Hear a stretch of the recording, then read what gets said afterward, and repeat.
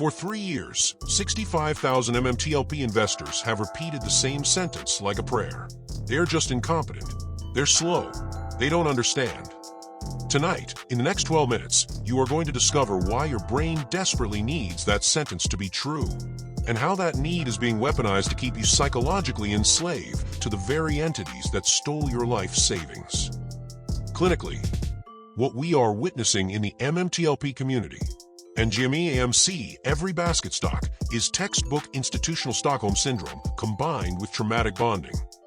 You are emotionally attached to the institutions that harmed you because the alternative is too terrifying to feel. Let me say that again. And you are emotionally attached to the institutional life of government control that facing reality is too terrifying to imagine. Stage 1 began the day you opened your brokerage account. You deposited total trust without evidence. You believed the referees wore white hat. This is normal. This is human. And it is exactly why the betrayal in Stage 2 is so psychologically catastrophic. I see. Your whole life you were taught to believe in the United States government, and therefore you were taught to believe in FINRA, and you were told to follow the rules and do not fight for justice, just make complaints about it.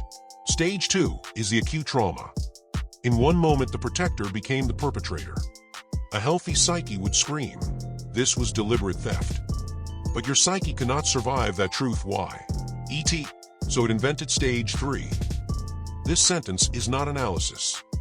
It is a trauma response. Believing incompetence is the brain's emergency painkiller against the unbearable reality of deliberate corruption at governmental scale. Every time you say, they're just incompetent, you are self-administering emotional anesthesia. And voluntarily defending your abuse.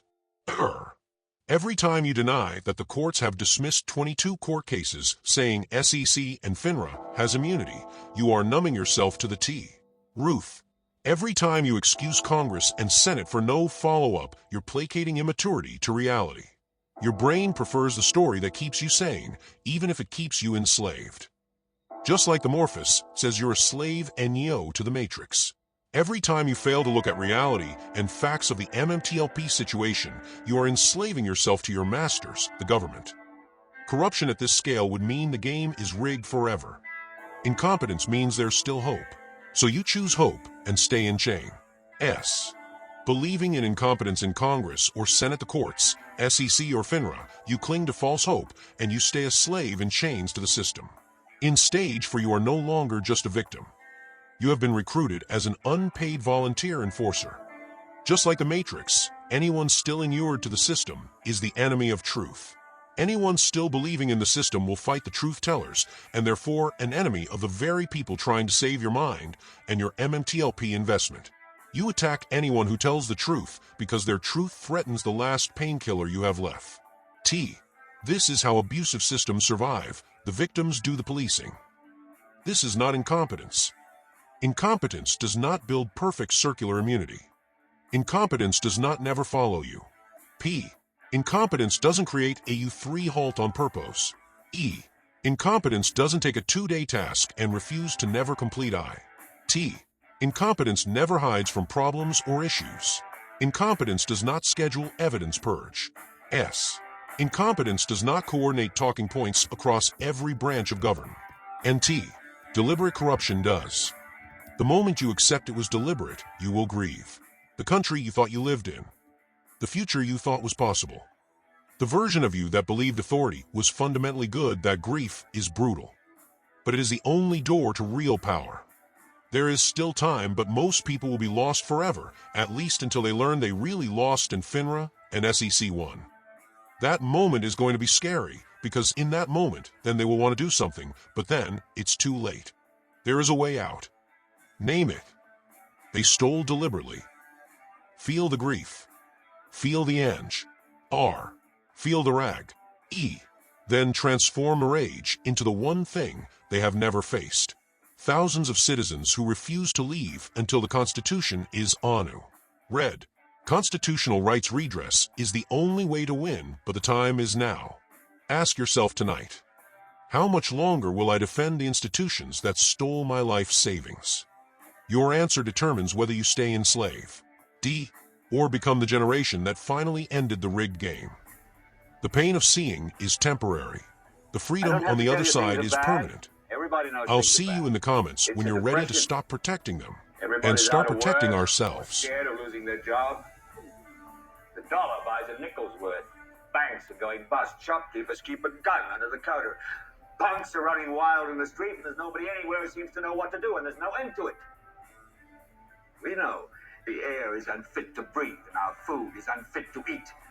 We sit watching our TVs while some local newscaster tells us that today we had 15 homicides and 63 violent crimes, as if that's the way it's supposed to be. We know things are bad, worse than bad.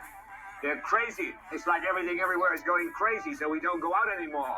We sit in the house, and slowly the world we're living in is getting smaller, and all we say is, please, at least leave us alone in our living rooms. Let me have my toaster and my TV and my steel-belted radios, and I won't say anything. Just leave us alone. Well, I'm not going to leave you alone.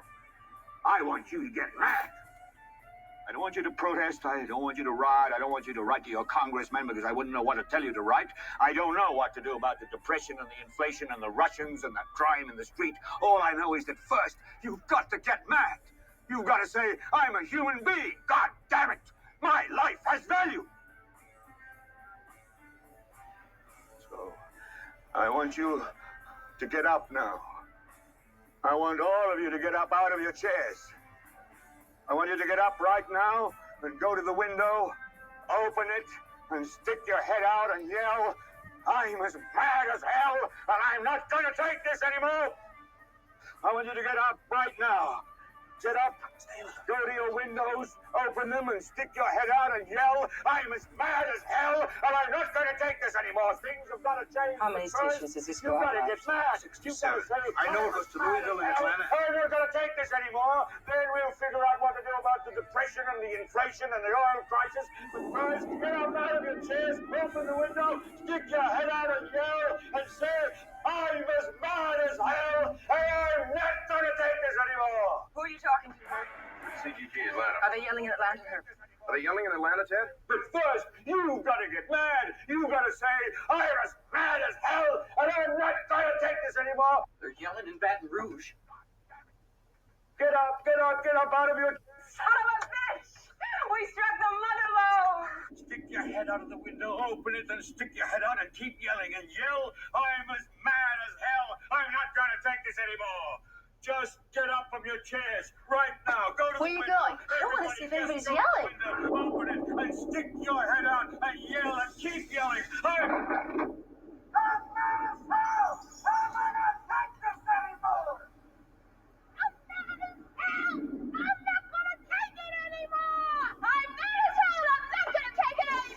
I'm mad as hell. I'm not going to take it anymore. I'm not going to take it anymore.